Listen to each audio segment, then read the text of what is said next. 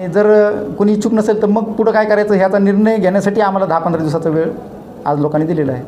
नेमकं तुम्ही नाराज पक्षावर आहेत का पालकमंत्र्यावर, नेमकं काय? पक्षावर नाराज नाही, मी पक्षावर याच्यामुळे नाराज आहे की पालकमंत्र्यांची आम्ही तक्रार करून सुद्धा आमच्या बीड जिल्ह्याकडे किंवा माझ्या मतदारसंघाकडे दुर्लक्ष केलं किंवा त्यांनी ज्या काही मी सूचना केल्या होत्या त्या सूचना मला अंमलबजावणी करता आली नाही, म्हणून मी हाताश होऊन हा निर्णय घेतला किंवा याच्यापेक्षा आपण या पदावर नसलेलं बरे.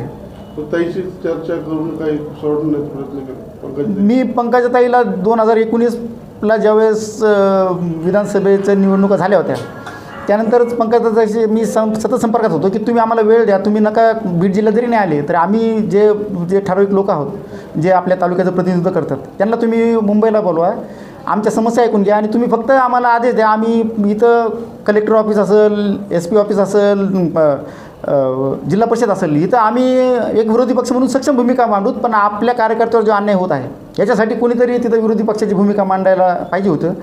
पण पंकजाताईंनी बी कधीच आम्हाला ह्या गोष्टीसाठी मान्यता दिली नाही.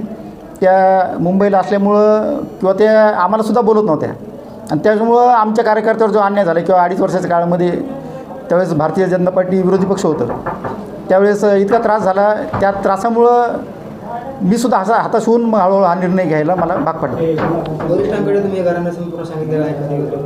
मी हे सगळ्या गोष्टी वरिष्ठांना सांगतो, पण मी हट्ट करत नाही. मी सांगितले किंवा मी फार काही एका गोष्टीसाठी खूप मी आकडतांडव करत नाही. मी एकदा त्यांना विनंती करतो, माझा स्वभाव असं फार हट्टी नाही आहे किंवा मी कुठल्या गोष्टीसाठी पक्षाला विटी धरत नाही, पण माझ्या सूचना वारंवार करून सुद्धा त्याच्यावर काही दखल घेतली नाही, म्हणूनच मग मी माघार घ्यायचा निर्णय घेतला होता. पालकमंत्र्यांनी काल एक स्टेटमेंट केले की आपण सरकारचा निधी पोहोचू शकले नाही, त्यामुळे विकास करू शकले नाही, त्यामुळे आपण असं काहीतरी करतात असं काल त्यांचं स्टेटमेंट केलेले आरोप येतात ते नाहीत.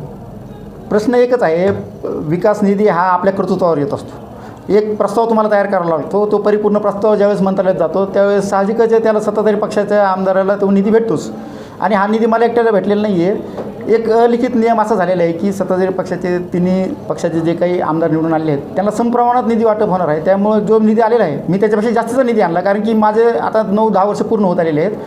2014-15 पासून काही प्रस्ताव आहेत ते नंतर काही मंजूर झालेले आहेत आणि आपण जे परिपूर्ण प्रस्ताव केलेले आहेत ते साहजिकच फडणवीस साहेबांनी आम्हाला त्याच्या माध्यमातून जे योग्य प्रस्ताव आहेत त्याला सगळ्यांना आपल्याला मान्यता दिलेली आहे, त्याचे कामं चालू आहेत. पण एकही काम माझं असं दाखवा की ज्याला निधी आला आणि त्याचा योग्य वापर झालेला नाही आहे किंवा ते बोगस काम झालेले आहे.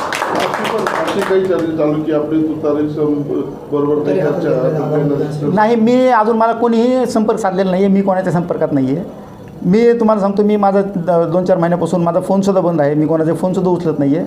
मी माझ्या तब्येतीच्या कारणामुळं मी आज बाहेर फिरायलासुद्धा कुठं गेलो नाही, मी गेवराईतच आहे.